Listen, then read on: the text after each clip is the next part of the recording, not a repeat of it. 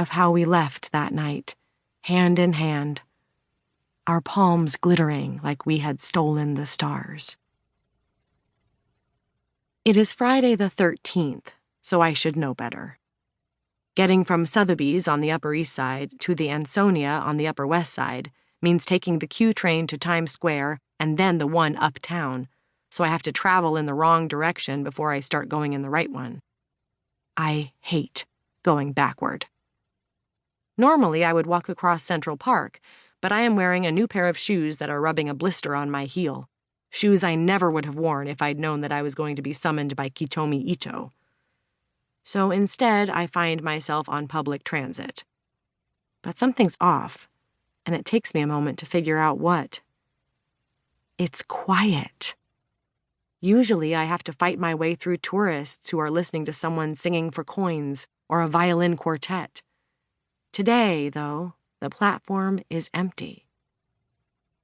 Last night, Broadway theaters had shut down performances for a month after an usher tested positive for COVID out of an abundance of caution.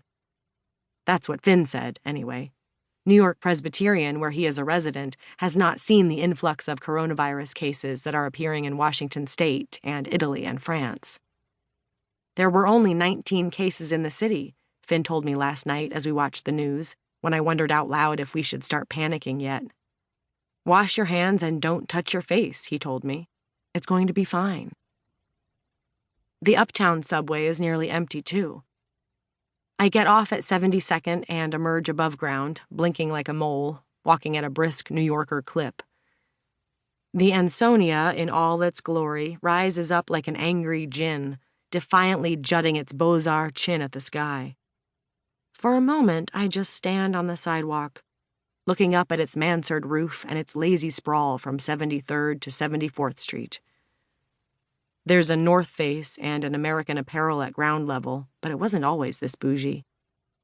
Kitomi told me that when she and Sam Pride moved in the 70s, the building was overrun with psychics and mediums and housed a swingers club with an orgy room and an open bar and buffet. Sam and I, she said, would stop in at least once a week.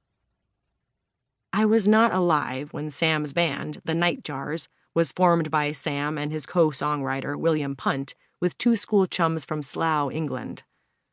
Nor was I when their first album spent 30 weeks on the Billboard charts, or when their little British quartet went on the Ed Sullivan Show and ignited a stampede of screaming American girls. Not when Sam married Kitomi Ito 10 years later, or when the band broke up, months after their final album was released, featuring cover art of Kitomi and Sam naked, mirroring the figures in a painting that hung behind their bed. And I wasn't alive when Sam was murdered 3 years later, on the steps of this very building, stabbed in the throat by a mentally ill man who recognized him from that iconic album cover. But like everyone else on the planet, I know the whole story. The doorman at the Ansonia smiles politely at me. The concierge looks up as I approach. I'm here to see Kitomi Ito, I say coolly, pushing my license across the desk to her. She's expecting you, the concierge answers. Floor 18, I know. Lots of celebrities have lived at the Ansonia.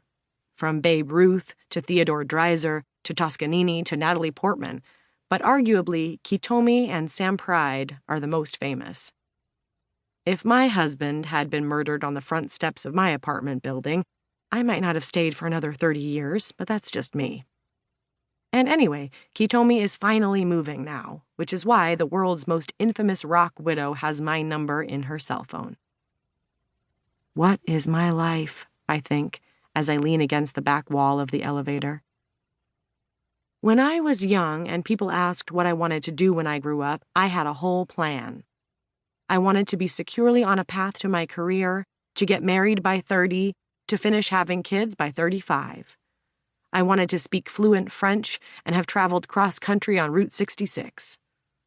My father had laughed at my checklist. You, he told me, are definitely your mother's daughter. I did not take that as a compliment. Also, for the record, I'm perfectly on track.